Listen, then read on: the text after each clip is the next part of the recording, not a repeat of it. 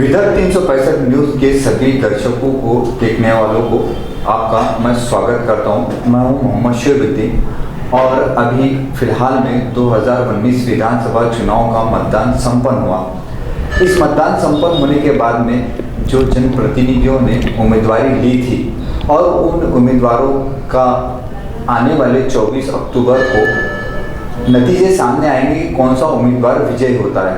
इसी के चलते विदर्भ 365 न्यूज़ के स्टूडियो में आज हमारे साथ में बडनेरा के वरिष्ठ प्रतिनिधि, वरिष्ठ सामाजिक कार्य सेवक और राजनीति के तजुर्बेकार हसन चौधरी साहब हमारे साथ में हैं। आपका विदर्भ न्यूज़ के स्टूडियो में मैं स्वागत करता हूं। जिस तरीके से इस बार बडनेरा विधानसभा चुनाव में 18 उम्मीदवार तो थे, लेकिन 2 उम्मीदवार ऐसे थे जिनका सबसे ज़्यादा मतदार संघ में चर्चा रहा। विधायक रवि राणा और प्रीति बंड। पिछले 10 सालों से विधायक रवि राणा बडनेरा मतदार संघ में अपना झंडा गाड़े हुए थे, किंतु इस बार एक नारा बड़े जोरों से शोरों से गूंजा कि परिवर्तन होना जरूरी था।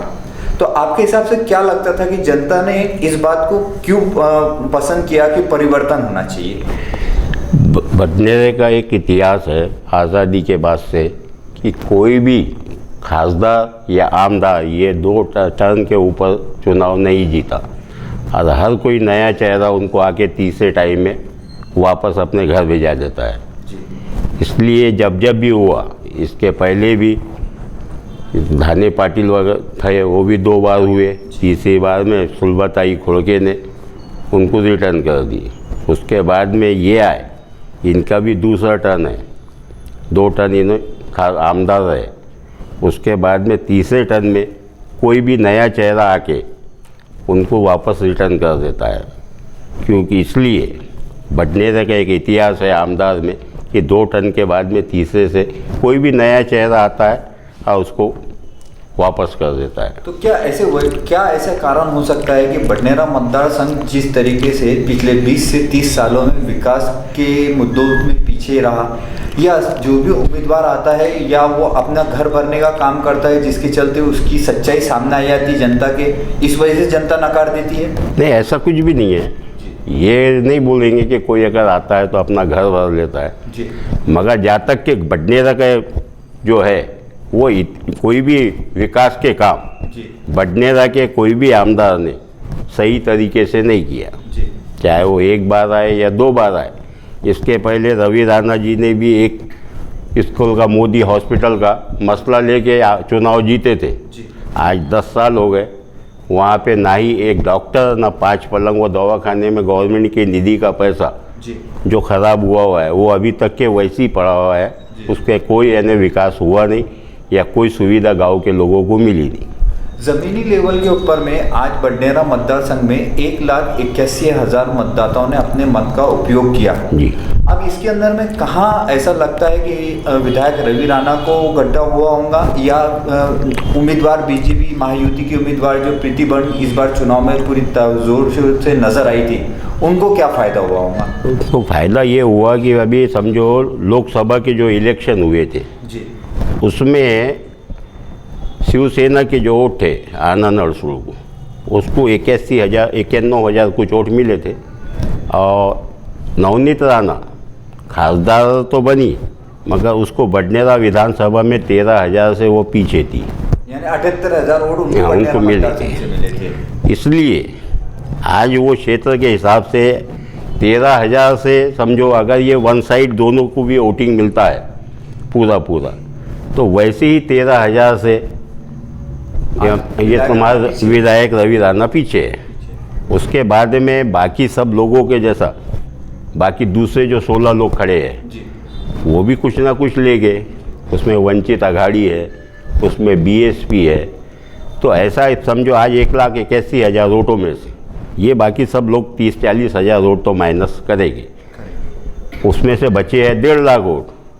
1.5 लाख वोट में रवि राणा कितने ले पाते, ये उन पे निर्भर है। इस बार बडनेरा मतदार संघ में बडनेरा और जूनी बस्ती में एक बात नई उभर के आई हुई है कि मुस्लिम समुदाय ने भी इस बार महायुति की उम्मीदवार प्रीति संजय बंड को पसंद किया। क्या ऐसा कारण हो सकता है? इसका कारण ये है सहानुभूति की लहर है। सहानुभूति की लहर की वजह से बहुत सारे मत जो है वो प्रीति बंड को सहानुभूति की लहर की वजह से मिले। महायुति की जो उम्मीदवार है प्रीति बंड, वो जनता के बीच में हर जगह पर नजर आई। आप लोगों के यहाँ पर नई बस्ती क्या, जूनी बस्ती क्या, संपूर्ण बडनेरा मतदार संघ में उनको प्रतिशत मिला।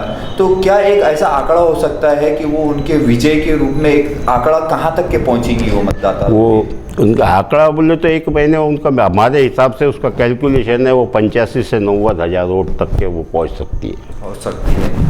और बडनेरा मतदार संघ के अंदर में एक बात ये भी देखी गई कि वंचित बहुजन आघाड़ी और बीएसपी को इस बार जो हमने पिछले चुनाव में जो देखे थे उससे कितने प्रतिशत ज़्यादा वोट मिल सकते हैं या कम मिल सकते हैं? उनको डबल के वोट मिल सकते हैं, जैसे जो पहले मिले थे विधानसभा क्षेत्र में उससे डबल के वोट वंचित आघाड़ी या बीएसपी को मिल सकते हैं। यूनिवर्सिटी की बात देखा जाए तो यूनिवर्सिटी के अंदर में भी रवि राणा का माहौल पिछले 10 सालों में बहुत अच्छा था, किंतु इस बार यूनिवर्सिटी में भी जनता के ने या मुस्लिम समुदाय ने रवि राणा के प्रति कुछ ज़्यादा ही अपना रुझान नहीं दिखाया। क्या वजह हो सकती है? जैसे उसकी वजह है लोगों की नाराज़गी। लोगों की नाराज़गी यानी कि लोग किस बात से नाराज़? इस बात से नाराज़ है कि वो इलेक्शन के बाद में ना ही भाई इलेक्शन के टाइम में कौन लोग हैं जिनसे वोट मिल सकते हैं उन लोगों को वो कांटेक्ट करते थे जी। उसके बाद में इलेक्शन हो जाने के बाद में उनसे कभी उनका कोई कांटेक्ट नहीं रहा जी। वो जो लोग उनके जो कार्यकर्ता है बस उतने लोगों में ही रवि राणा जी खुश थे, बाकी किसी से कोई उनका और सीमित कार्यकर्ता है। उसके बाद में गांव के कोई नहीं प्रतिष्ठित नागरिक या बस्ती का कोई समझो जी सामाजिक कार्यकर्ता कोई उनको दिखाई नहीं देता था। सहानुभूति की जहाँ तक के बात की जाए तो प्रीति बंड को तो हर समाज ने सहानुभूति की नज़र से देखा हाँ। किंतु जहाँ तक चुनाव में देखा जाता है कि मुस्लिम समुदाय इस बात को नहीं मानता, भाई मुस्लिम समुदाय को दूर ही रखा जाता था हाँ। किंतु ऐसा हुआ कि कई मंच के प्रोग्राम पर शिवसेना बीजेपी के बड़े बड़े नेताओं ने मुस्लिम समुदाय के प्रति सहानुभूति भी दिखाई। तो वो क्या बात हो सकती है? उनके पति संजय बंड से मुस्लिम लोगों के बहुत सारे लोगों के रिलेशन थे, इसलिए उनके रिलेशन की वजह से वो सहानुभूति के हिसाब से मुस्लिम समाज ने भी कम से कम 20 से 25% शिवसेना को वोट दिया है।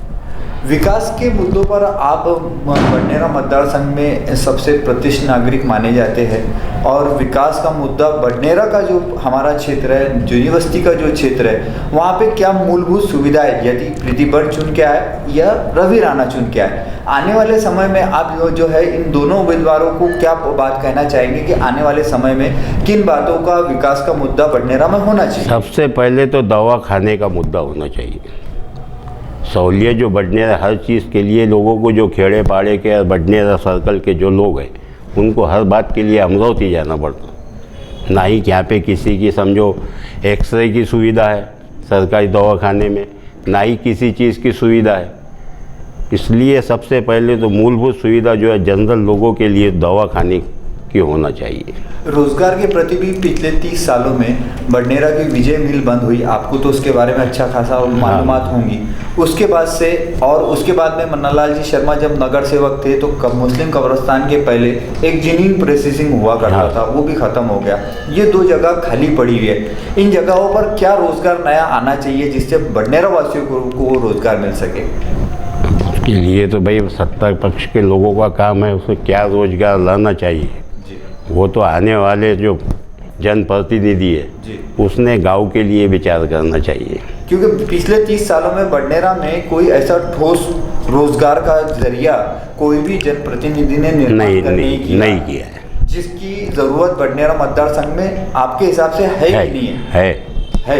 आपको भी लगता है? बडनेरा है मगर किसी ने भी निर्माण नहीं किया, किसी ने कुछ सभी आए चुनाव जीते और चले गए। इस बार अगर से बडनेरा मतदार संघ से प्रीति बंड विजय होती है या रवि राणा विजय होते हैं तो इन्होंने जो अपना एक चुनाव के पहले जिस तरीके से मतदार संघ में जो उन्होंने अपना एजेंडा लोगों तक पहुंचाया था कि हमने ये विकास किया, बाकी किसी ने ये बात नहीं पहुंचाई कि हम आगे क्या विकास करना चाहते हैं। ये किसी ने विकास ही किसी ने किया नहीं जी। तो आगे आने वाले समय का विकास क्या बताएंगे? आगे आने वाले समय में विकास क्या बताएंगे? अच्छा, मुस्लिम समुदाय ने जिस तरीके से प्रीति संजय बंड को समर्थन किया, ये जो एक कड़ी जुड़ गई जो संपूर्ण विदर्भ में क्या पूरे महाराष्ट्र में एक मिसाल सी बन गई, तो आगे वाले समय में भी बडनेरा में इसी तरीके से महायुति का सहयोग मुस्लिम समुदाय करेगा? अगर कैंडिडेट उस लायक रहे तो जरूर करेगा। तो जिस तरीके से हम लोग बातचीत कर रहे थे कि मुस्लिम समुदाय ने इस बार खुलकर जो है महायुति की उम्मीदवार को समर्थन किया, और हमारे साथ में बडनेरा से वरिष्ठ समाज सेवक हसन चौधरी जुड़े हुए थे। उन्होंने विदर्भ न्यूज़ को जो बातें बताई वो एक मूलभूत बातें थी जिसके आधार के ऊपर में जो भी जनप्रतिनिधि चुनकर आता है उसने इस बात को सोचना चाहिए कि ये मुद्दे सबसे अहम हैं।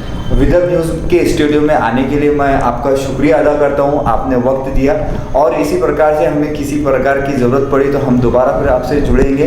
देखते रहे विदर्भ 365 न्यूज़, और इस तरीके से समाचारों का सिलसिला, और आने वाले 24 अक्टूबर को भी विदर्भ न्यूज़ आप तक लाइव नतीजों का रुझान पहुँचाएगा, तो विदर्भ न्यूज़ से बने रहें।